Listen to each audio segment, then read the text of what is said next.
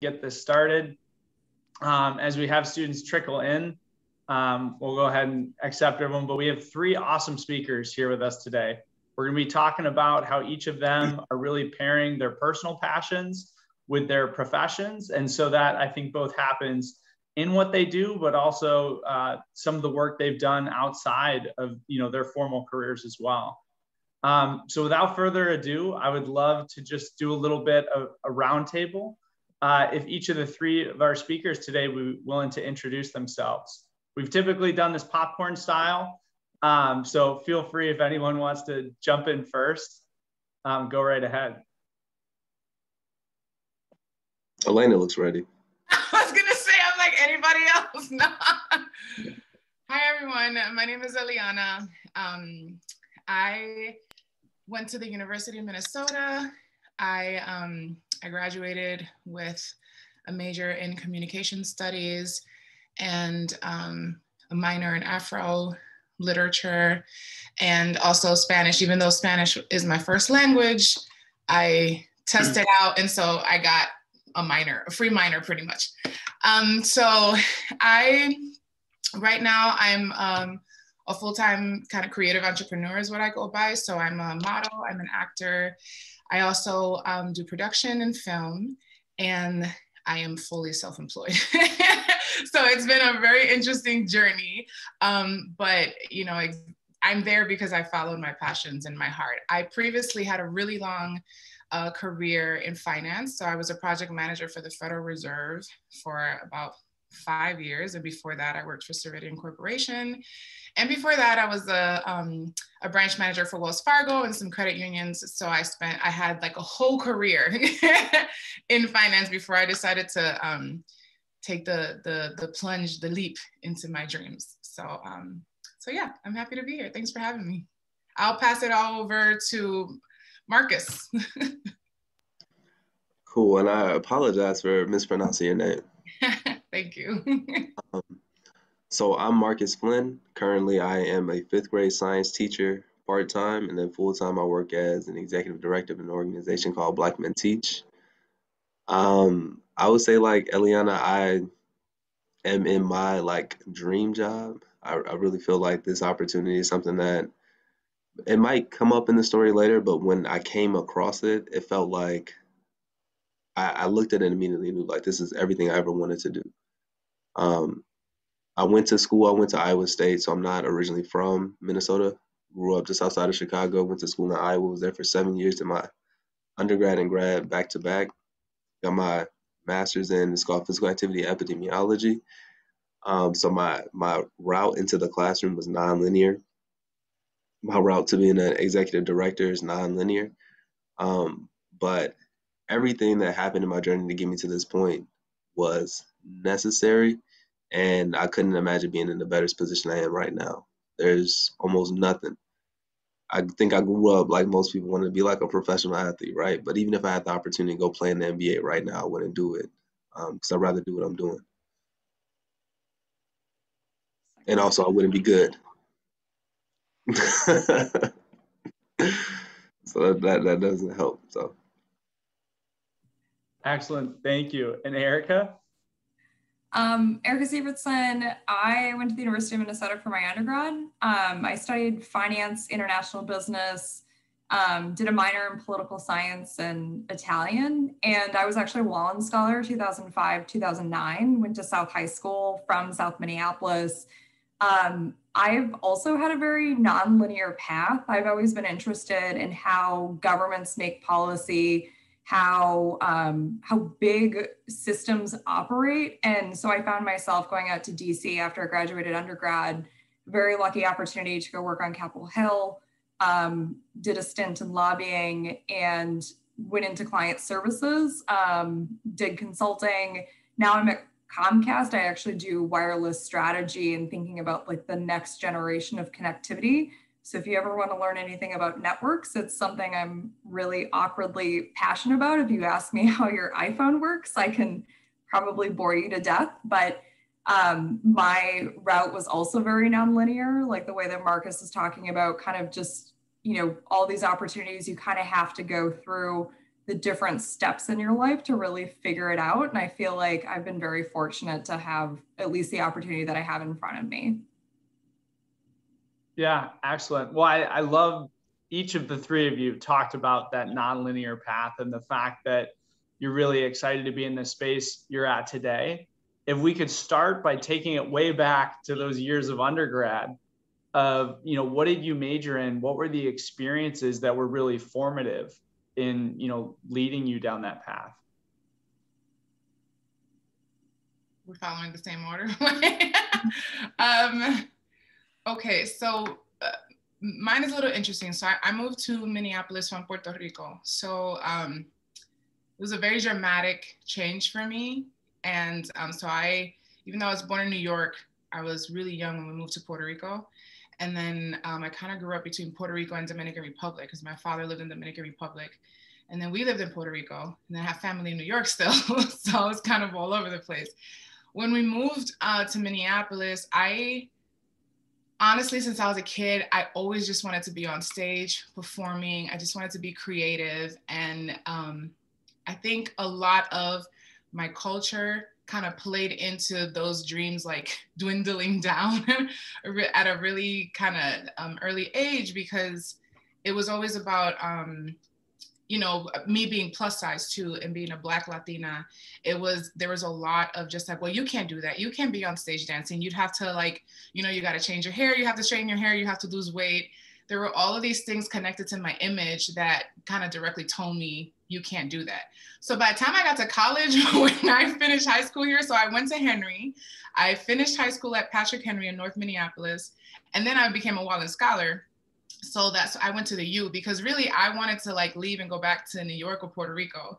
But my mom was like, no, we can't afford all that. You got to stay here. So I went to the U. I didn't know what I wanted to do, to be honest. I had no idea what I wanted to do. Everything that I wanted to do, the world told me that I couldn't do it, or that it was unrealistic, or that I was in the clouds, you know. And this might date me a little bit, but back then when I was in college, we didn't have social media. Information wasn't as accessible, right? Like Facebook came out like my senior year of college. So I was in college where, like, for me to have access to internships or to network, I had to physically walk over to like Claber Court on campus and like talk to people. So I ended up with a major in communications. I say that was like my plan D because what I wanted to do, the U just didn't offer, Minnesota didn't offer. So yeah, I ended up doing communications. And what I discovered throughout my journey at the U was that I was really great at writing. And it all started with poetry. It started with creative writing stories. And so that is what actually got me my Wallin Scholarship in high school. And so I just devoted myself to writing. And while I was in college, I was the founder of the spoken word group at the University of Minnesota called Voices Merging. And so by the time I graduated college, even though I loved writing and I was in communications, and a lot of that was a lot about writing and understanding the delivery and receiving of messages, I still didn't know like what I wanted to do in the world. But I had to get a job. So by the time I graduated college, I was already a manager at TCF. And that just kind of already had kind of put me in the finance category. But if you were to ask me what did I choose in college, I chose to survive, to be honest. You know, I chose to stay on a path. I chose to do something that I was afforded that a lot of people in my family weren't afforded. And so I made the best of it. But it wasn't that I was like, I want to study this. This is my dream. And it was accessible and available to me because that wasn't my story. So I kind of made the best of with what I had. Later down the years, when I was deep in my career at the Federal Reserve, they encouraged me to go get my master's because they were kind of grooming me to become an assistant vice president. And I got into St. Kate's Master of Arts in Organizational Leadership program. I did about 1.5 years. And that's probably when I had my life kind of collided, where it was like, this is not what you want. This is not what I want to do. And so I had to kind of bring it back in and decide what I wanted to do moving forward. And though I decided to not complete the program because it really wasn't catered towards me, who I am in the world, and it really didn't put me in a position to live an authentic life and to do the things that I really wanted to do. It was very catered towards staying in corporate and moving up the corporate ladder. I decided to not complete the program so that I could then make space in my life to pursue my passions and my dreams. And later on, we'll talk about where I'm at and how I got here.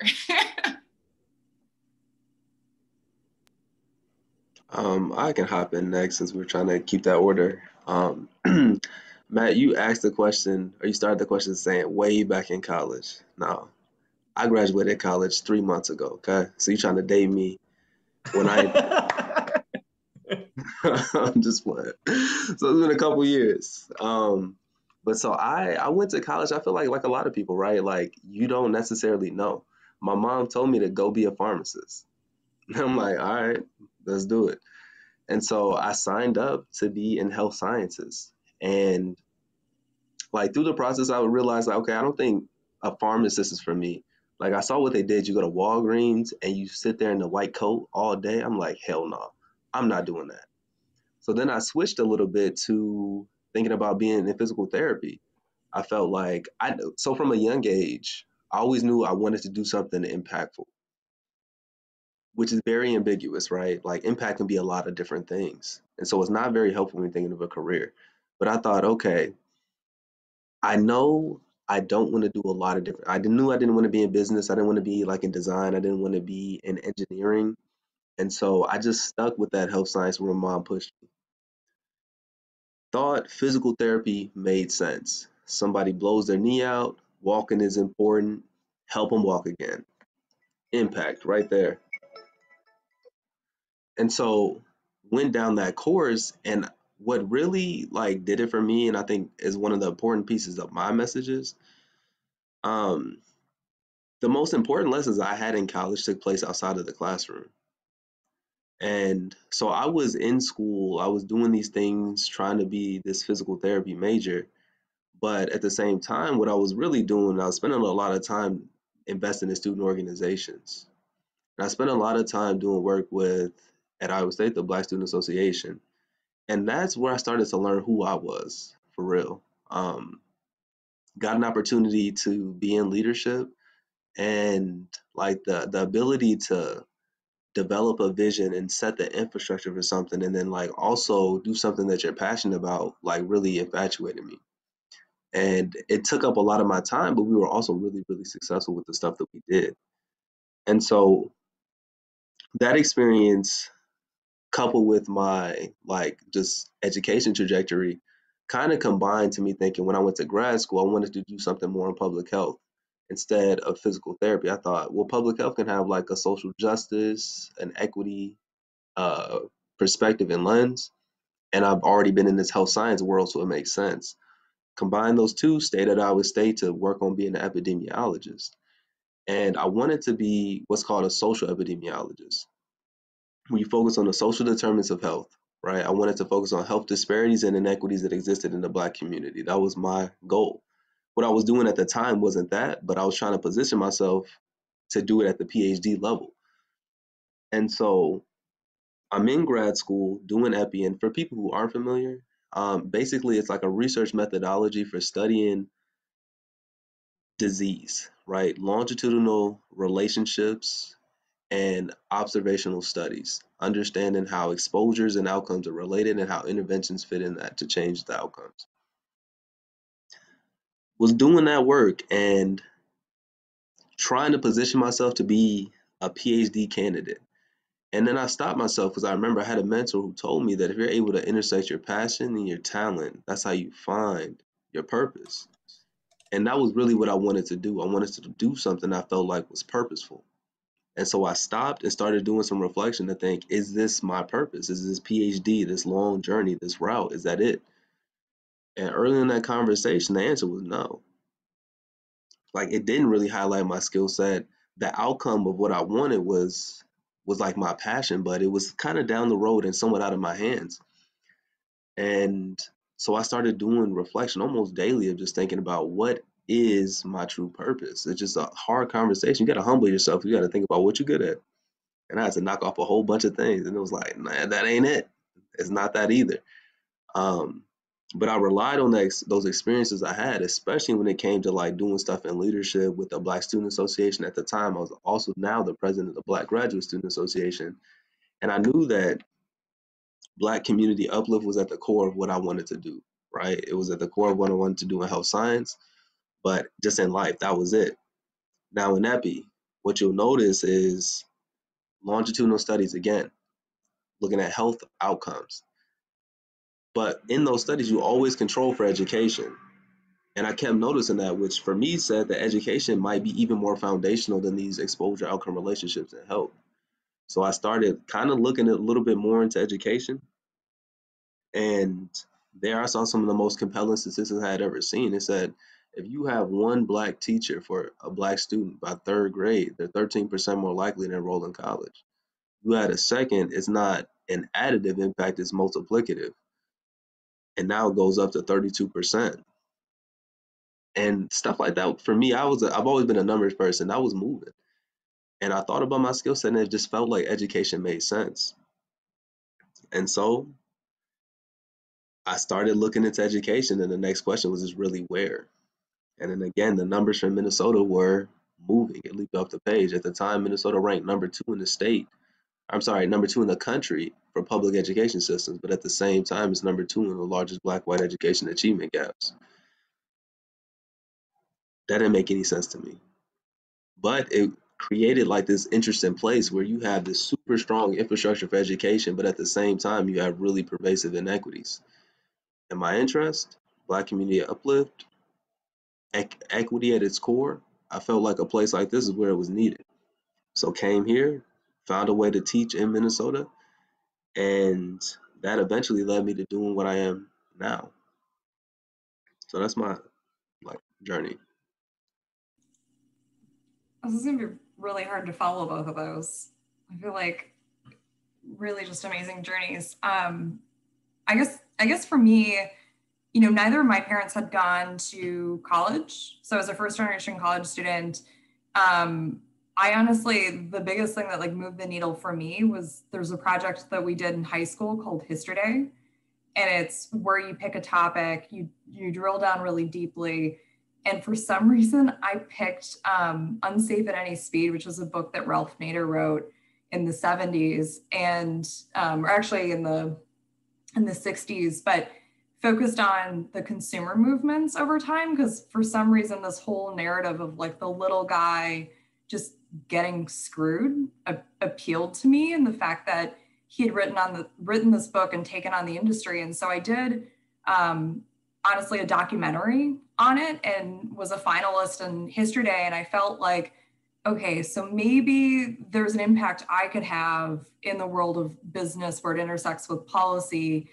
And maybe that means I should go to business school. So like, honestly, my application for going to business school at the University of Minnesota was, I wrote an essay about how I was going to study finance to learn how companies make decisions and become Ralph Nader at some point in my life. And it's interesting because my path has been very nonlinear. Like I've had one foot in policy, one foot in business. I had the opportunity to intern with Consumer Reports in an organization that's been around since the 1930s, really on the front lines of understanding these issues. And it's something that honestly guides a lot of the work I do and how I look at the world, especially under the lens of like connectivity and technology.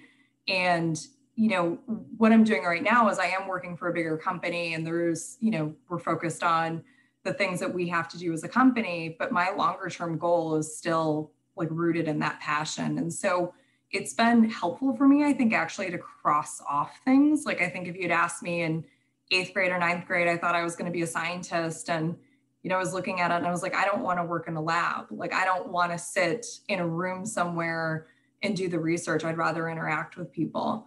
And so for me, like looking at these decisions, it was very serendipitous. And then I think when I got into business school, I frankly didn't want to work for the man. Like that's like, I didn't even do like the formal on-campus recruiting.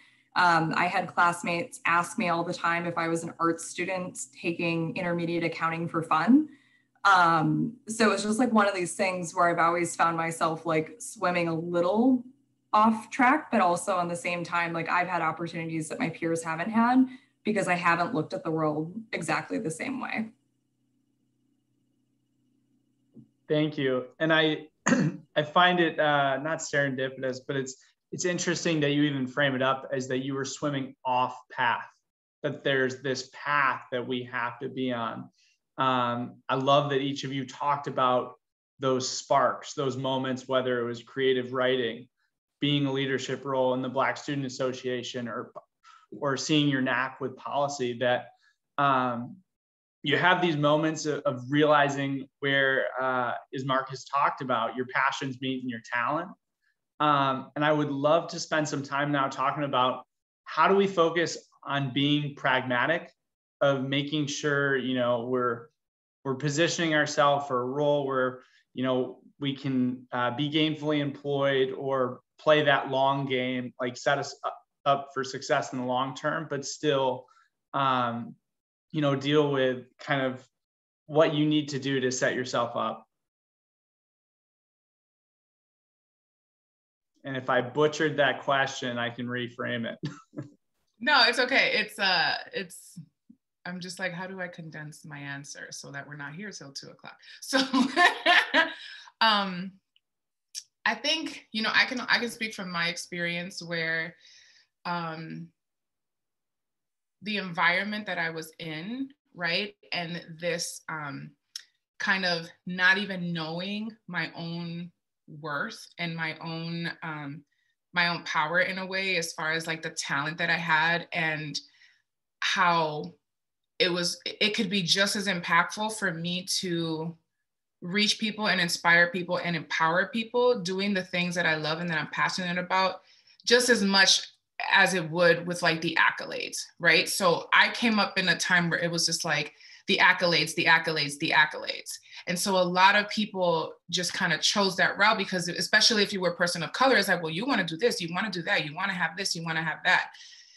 And it's really important, right? But I think in that process of reaching and getting these accolades, I think that you have to spend a lot of time kind of learning yourself, right? And I think if you can find yourself,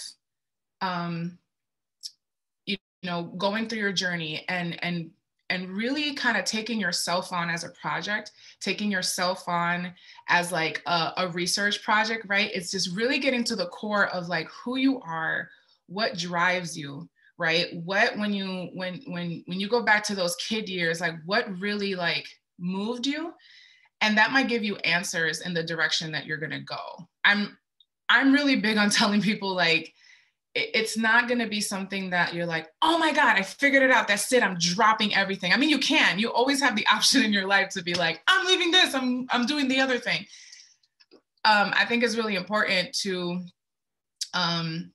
get to know yourself first, right? And like establish yourself in a experience stability, whether it's financially, living wise, so that you can like open up that space to actually like delve into yourself and explore what are those things that you're passionate about. Because I think what ends up happening, especially right now, is that a lot of people, because we live in a world with like, we're seeing things fast track through social media, I think people just kind of want to jump to the end result, you know, and they're just kind of like, well, I want this, but there's this long journey that came. Like, I can tell you that my journey to get to where I'm at has been at least 13 years since I was like in my early 20s. You know, it's not something that I was just like, oh, that's it. I quit my job 3 years ago and now I'm a successful whatever. Like, not at all.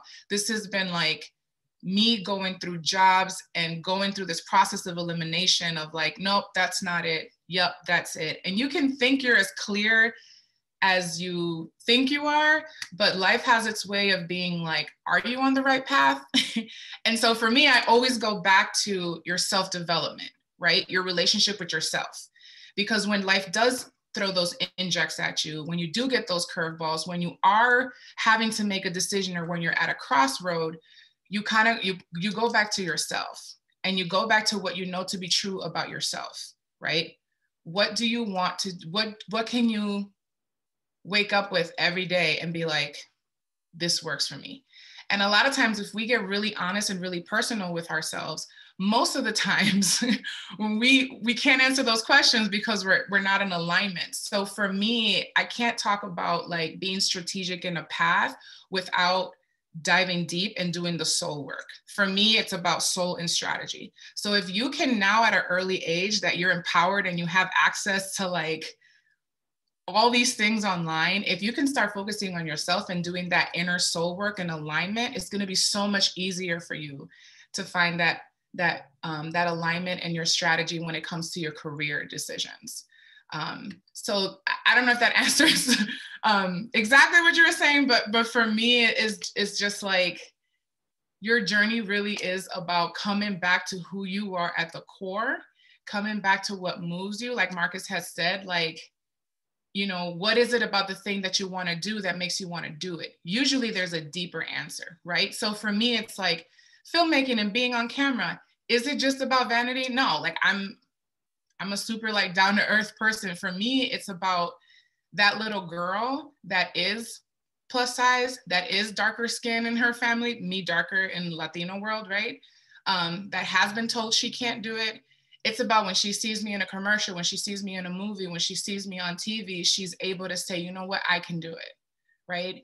With filmmaking, it's about telling the narratives about my people and our culture, and about like Latinos in the Black diaspora, telling stories through filmmaking so that we can like get some equity and even out and level out the playing field and get actual correct and impactful narratives out there and lift the voices of like the underrepresented and the underserved. So there's always a deeper meaning to why you want to do the thing. So I would encourage you to always dive a level deeper and get to the core of why you want to do what you want to do. And you might find a pattern there, and then that is what's going to take you closer to your purpose. And then like Markus said, use your talents to get there. That's when you kind of get that magic space of alignment, if that makes sense. I'll stop talking now, but that's my take.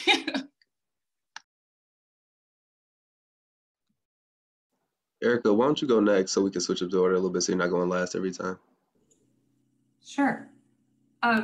So I think the biggest thing actually, like, and Eliana's hitting on this with self-awareness, you know, I think one of the really hard things, like if you grow up and you don't have like a business person in your family, and you don't have, you know, if you go into healthcare and you don't have anyone from healthcare in your family, you don't have someone that's, you know, doing communications, or someone that's like out in public, but these are things that you want to go do. I think the biggest struggle is when you go and jump into that, all the feedback you're getting is telling you, you don't fit in, you're not doing the right thing, you don't naturally know how to speak the language. And so I remember like studying finance and like the classmate asking me if I'm taking it as an elective.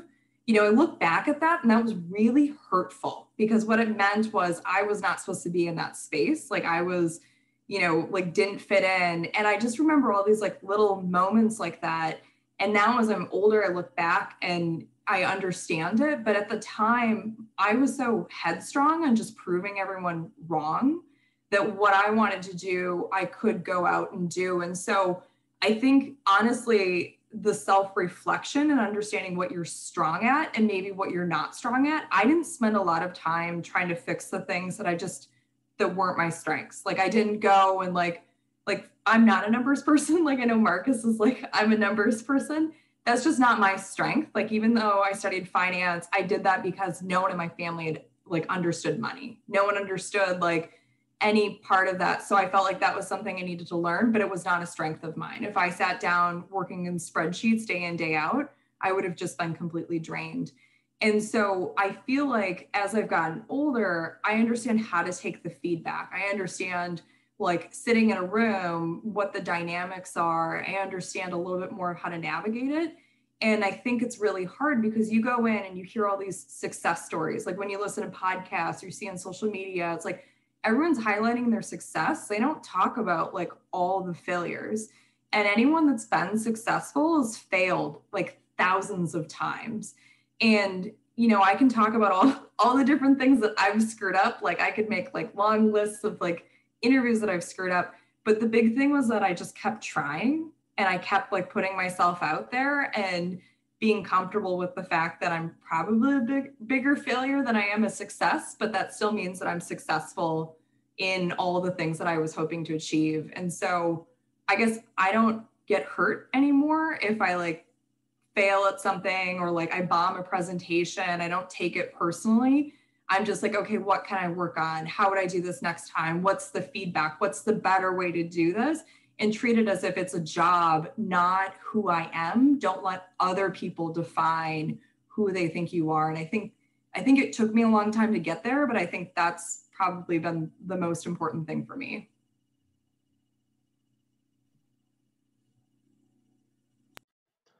So I think those are all really strong responses. And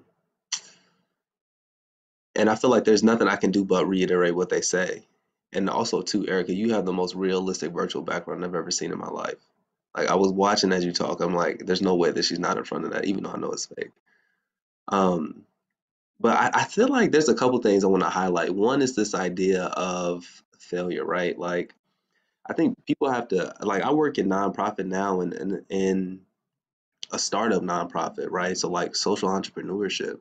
And you have to view failure as a like this complement to success. Like it's almost a prerequisite. Like failure is just understanding that things aren't going right in the moment, but all you do is come back and retune. Like even me when I got this job, like part of it was just I think I demonstrated persistence. Like the people on the board, the directors knew me because I just was like the dude who would just agitate. Like I feel like this is the most linear way to tell the story, but whatever. So when I moved to Minnesota, I was looking for like Black educator affinity groups, and I saw this thing called Black Men Teach, and it had done very little at the time. But I saw their mission. That's all I needed was this one sentence about increasing the number of Black men in classrooms.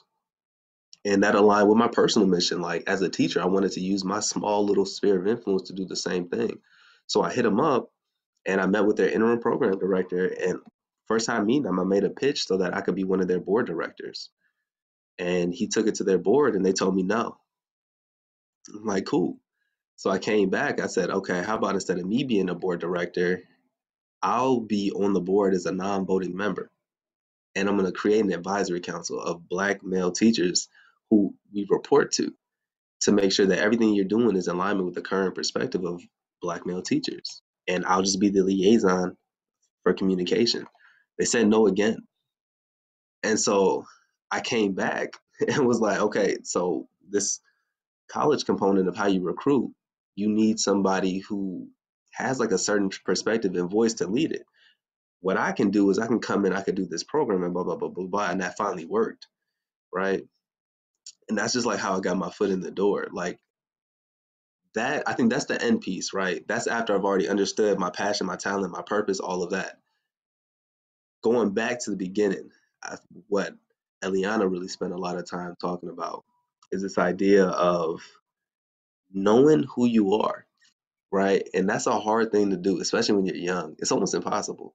It takes so much work and experiences. And that's why in my story, I tried to like earmark or highlight the piece that like for me, it was being involved in these student organizations. It might be that for somebody else. There's no way to know though. Like in my journey, I easily could have seen myself ending up being an accountant if I never did those things because I just went with the flow. What you have to do is put yourself in all of these situations, and then you'll find eventually through time that thing where you're just like, it doesn't necessarily matter if I get acknowledgement or recognition, if I get paid. I just enjoy doing this. And this is what I want to do. And it might not be in a linear path of what you're on, like me. I'm in grad school to be an epidemiologist. I'm trying to get this PhD. And then I decide to take not even a lateral step, but almost like a backward step to become a teacher. And people won't always be in support of you. My own mom told me not to be a teacher. I remember talking about this idea of like pursuing your passion at this United Way event for like young professionals. And this woman was like, yeah, you pursue your passion. She said, well, you get you a 9 to 5 and pursue your passion in a 5 to 9. I was like, man, forget that. I'm about to do 9 to 9 passion. Like, if that's what I'm going to do, I got this life. I'm going to spend my whole time doing it. And that's what I do right now. And I feel like the luckiest person that I know, because I have an opportunity to literally wake up and go to sleep, think about what I'm passionate about, feel like I'm making an impact. And so, but at the root of it, it starts with just like getting experiences. So like if you're, I don't know what like area of college you are right now or what year, it's a better way to say that. I don't know why I was struggling to talk. But just like get experiences, just do different things, put yourself in different positions. Because one of the best things you could do is figure out that's not like something's not what you want to do and knock it off. When I was an undergrad, I was a pre-physical therapy major and I started doing physical therapy observation hours. I'm like, this is the most mundane stuff I've ever seen in my life. Like all I do is watch old people do shoulder rotations while they watch Rachel Ray. So I'm good. I'll do something else. But I needed that experience to know like this isn't necessarily for me. So that might be maybe a failure, right? But if we change our paradigm, now we're thinking like, okay, this was actually a great opportunity because I see this isn't what I'm meant to do. And then my last thing, my like real key point, when you figure out what it is, like Eliana said, it might not be super clear. Be very thorough, vet it out, think about it. But once you feel like this is it, pursue it relentlessly. Forget what everyone else tells you, pursue it relentlessly. And I guarantee you'll be happy in the long run. We see where it leads you. But this relentless pursuit of what that thing is, even if your mom says no. I feel like I'm writing down lots of nuggets of wisdom here from each of the three of you. Yeah, I know that's it the whole time. And, you know, I just want to kind of double down and emphasize several points that you made of one, just the importance of getting to know yourself and how you did that through opting into experiences. And you each emphasize, even if that short-term experience was not where you were trying to go, let that be a building block. You know, don't be above any of those experiences. So I want to make sure we have time for students on the line. You know, what questions do you have for our speakers? This is a great opportunity to get in front and ask. So since you're all old, as Matt detailed earlier. Thank you, Aaron, for doubling down on that. Do you mind kind of things, sharing your major, like where you're at? As Marcus said, we should do a better job, a little intro from your end. Sorry, I should have started with that. No, you're good. My name is Aaron Phillips. I'm currently a sophomore at the Carlson School of Management, and I'm studying management information systems, although I've only done one class in it, so it's kind of like a loose major right now because I haven't really done any management information systems yet. I haven't opted in any experiences with it yet. So that's my major right now, but it's subject to change. And my question would be, using the tools that we have now with you know, social media and everything, what kind of things would you advise us to do now with our newfound technology? I'm very excited to answer that one because I was not able to look up people that I wanted to connect with on social media. I had to physically pop up at people's office when I needed advice or networking or whatever. I think your generation has the world at your fingertips, which could also be very overwhelming. I would honestly take some time to, you know, connect with people that are already doing what you're trying to do, right? Get that inside view of what does it look like? What does a day in the life feel like? Because that's also going to help you it's also going to help get you the information you need to continue to push forward and, you know, make whatever decision you have to make for, like you said, to solidify your major, or maybe pivot a little bit, or maybe you might get nudged in a little bit of a different direction, or so many things can happen. But I think the odd thing about college is that they expect you to choose something without knowing exactly what it's like, right? And so it kind of puts this pressure on you as a student to like, oh my God, I gotta get it right because I'm devoting, 4 or 5 years to this. And then I'm devoting my entire life of debt to it too, if you don't have like tons of scholarships to pay for school or grants. I'm here to tell you that it's okay, right? Like most of the time you're gonna major in something and you might not even end up working anywhere near what you majored in, but what's important is that you bring the skills that you acquired, right? So with the wide cast net that social media has, I would spend some time looking up the skills that you have and the skills that your job or your career requires, right? To see if because you might be like Erica said, like numbers, that ain't me. I worked in finance too, and I'm not a numbers person. I'm a problem solver. That's what I am. So I know what to do to get 1 and 1 to make 2, but the actual numbers themselves, like I'm removed from it. So dive into the internet, network, look up your career of choice, talk to people that are doing what you think you want to do or what you're studying, right? And then also make friends or connect with people and follow people that are outside of what you want to do. I think it's really important to have that diversity of thought and have that diversity of view, because most of the times, especially when you're in college, you're still teeter-tottering between like pleasing your family, doing what everybody else is doing, and not really giving yourself the chance to see that there's this whole other world out there.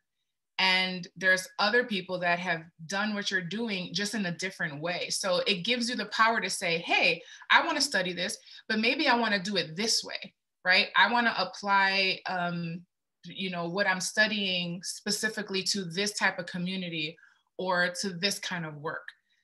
It's just that there's so much information that I would really encourage you to just dive into it and network and learn. Like, what does it look like, And more than just worrying about the pay, because you can get all the great pay you want, but if it's gonna drain your soul, it doesn't pay enough,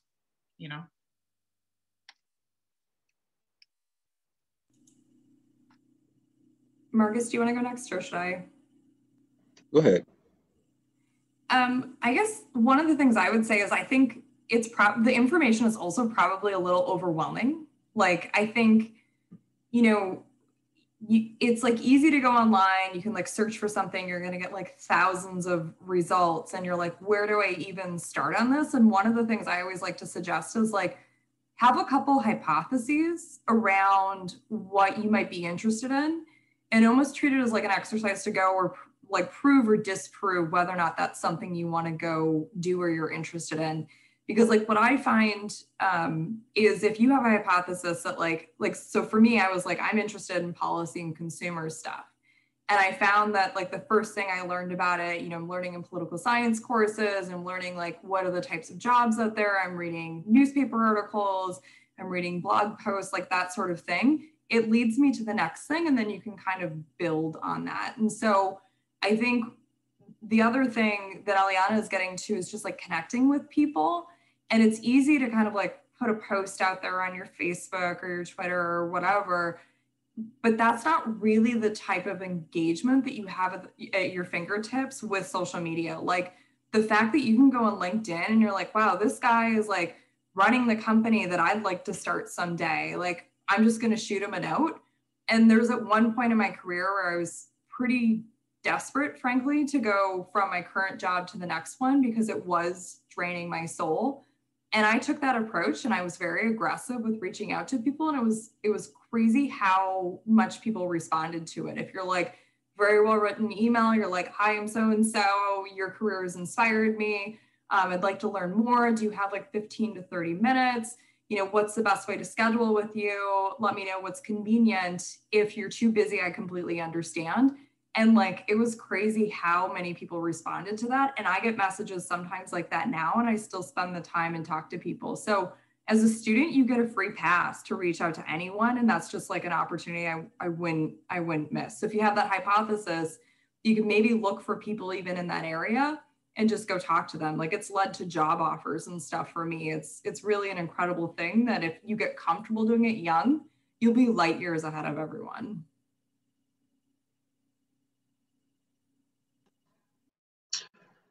The good and bad thing about going last is like everything's been touched on, right? They both do a phenomenal job of like giving you almost everything. So you get to come in at the end and just like highlight stuff. So that's what I'm gonna do this time. So I think the LinkedIn component is super, super important. Like Matt told you, I went to college at a time where there wasn't even internet, right? Everything was in a book. And so what actually when I thought I wanted to be in public health, what I did was I looked up directors of public health on LinkedIn, and then I would just follow their path to see, okay, what experiences did they have? What did they do to get in this position? How many years did they spend here, here, here, here, here, right? And that kind of helped me understand, okay, what are the routes that people take? How should I position myself? When I decided I wanted to go into education, the first thing I actually thought of was me wanting to be a school principal. And so immediately the first thing I did was I reached out to school principals and I sat down, talked to them, went to their school. And you'll be surprised how open people are to like helping and supporting you. They would tell me like, if you want to come and shadow me for an entire day, you can come do that. And I think too, another thing I want to highlight, Erica said, as a college student, you're cute, you're like a puppy. And so like you can get a mentor like that easy. You just have to reach out because a lot of people aren't doing it. And so I know a lot of like even myself, like when I was in college, I wasn't super, super confident. Even to this day, I'm still not like extremely confident. So you might feel like, oh, I'm just like just a normal student. There's nothing unique about me. But the fact that you are taking the initiative to reach out to somebody and telling them, like, I think this is something I want to do and I would love to come see it, people are really receptive to that. So take advantage of that. Go to LinkedIn, find people. And also, too, one of the things about this new world that'll be post-COVID, you have access to even more people than we had because people weren't anywhere near as willing to set up like a Zoom meeting and converse like they are now.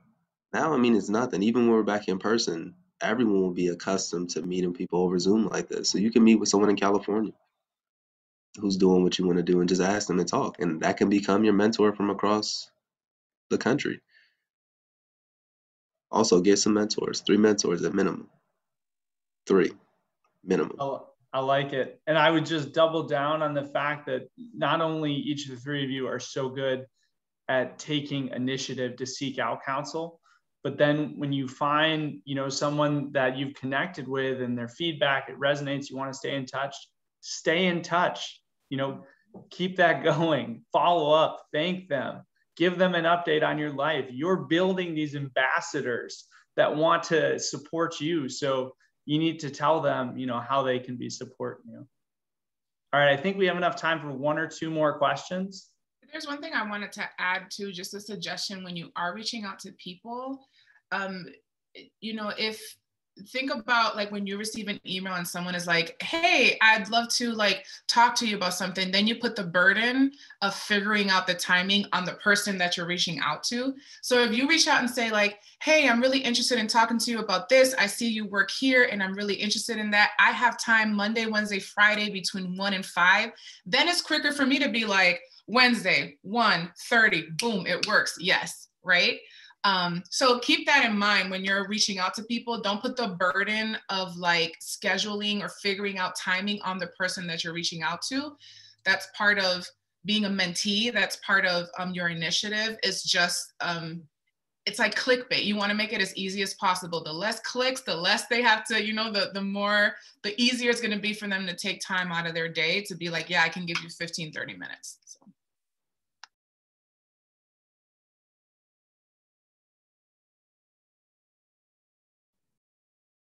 Sorry, I can't multitask. I was literally typing.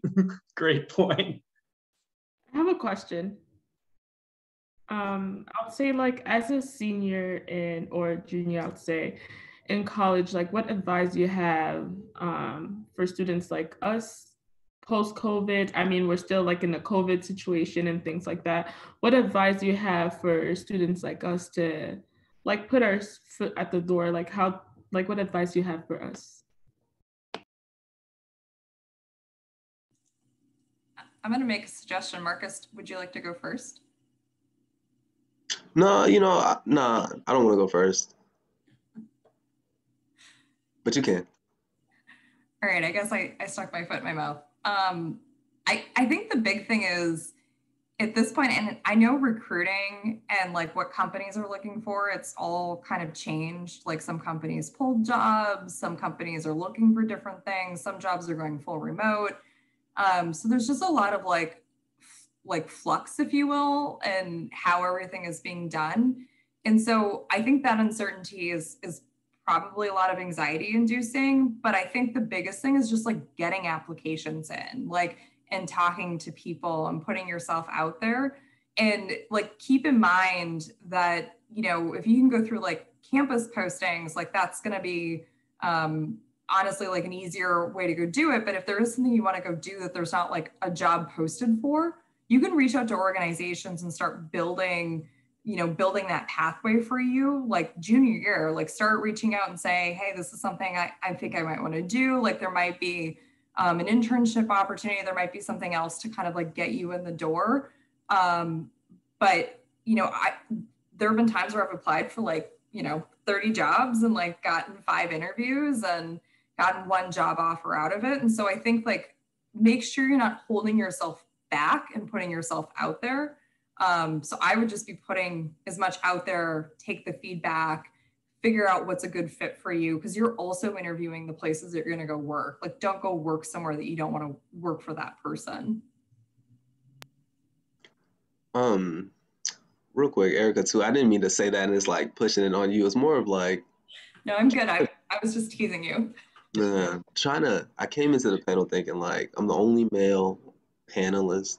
Let me check my privilege, not be like the first person to jump in and like over explain. And so that was the only reason.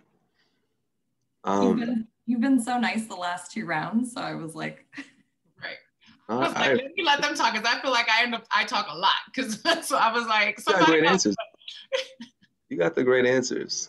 You want to take this one? I have some suggestions, but if I'll hop in after and I'll fill in some gaps if there are any, which there probably won't be. Okay. So I'm gonna give you, is it Kayla, more some technical advice, just actual things that you can put on a list to do. So number 1, I think it's going to be really important as you start looking for jobs to find a centralized place to have all your information. So a biography, if you can, right, of what you studied, what you're interested in, or like a standard like cover letter. Because part of job searching, the anxiety is that every time you go to apply, if you feel you have to like write a cover letter, do your, like it just creates more anxiety. So the more you can have these kind of templates or standardized things and you have them in like your Google Drive, all you have to go is, go in, change like the company name, edit it a little bit to make sure you're catering towards what the job is. But then you kind of relieve yourself of that administrative burden of like every time you're applying, you're having to do these things. Number 2, I would also suggest, like in the world of social media, if you are really interested and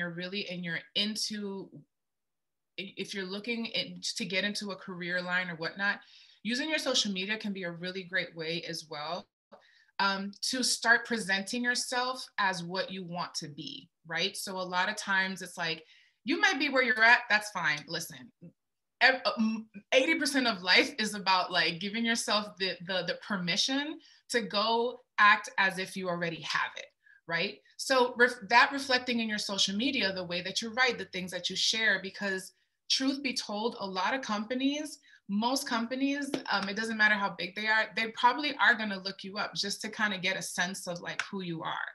And so just being mindful of that. I wouldn't say like tiptoe around your social media, but if there's something that you're really passionate about, if there's a really cool project that you did, if there's an organization that you're a part of, if there's an internship that you did, like highlight that in your social media, right? when I go to your feed, let's say in Instagram, I want to be able to like see who you are and all the cool things that you're involved with, right? Because that automatically is going to make me connect with you as someone who's looking for a candidate. And then number 3, really, really important, like Marcus said, like get yourself a mentor, someone that's not family, someone that you haven't worked with before that can help you walk you through kind of a plan of like, hey, let's make a list of your ideal companies that you want to reach out to and the reasons why. And then you kind of figure out kind of like a path, just so that, again, you take the anxiety of like, oh my God, I just got spat out into the world after college, because that's what it feels like. College just kind of like spits you out into the world and you're like, right? So the more you can relieve yourself of those anxieties of like, oh shit, like, where is my resume? Oh damn, like they need a cover letter? Now I gotta sit here and write a cover letter. It's midnight, I gotta work in the morning. You know what I'm saying? Like, just little things like that. And then lastly, try, if you're actively searching for work, don't let it consume you.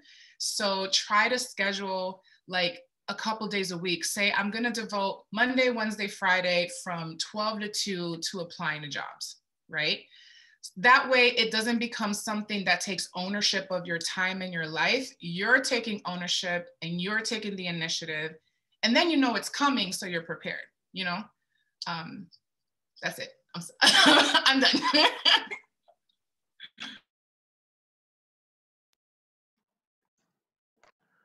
So I'm going to go ahead and again highlight what they say, and I'm going to use an acronym based on their responses. Interview, right? Each letter stands for something different. Okay, I'm not going to do that. I don't know why I said that. So what I'm actually going to do is just pick out some of the things that they said, and again highlight them.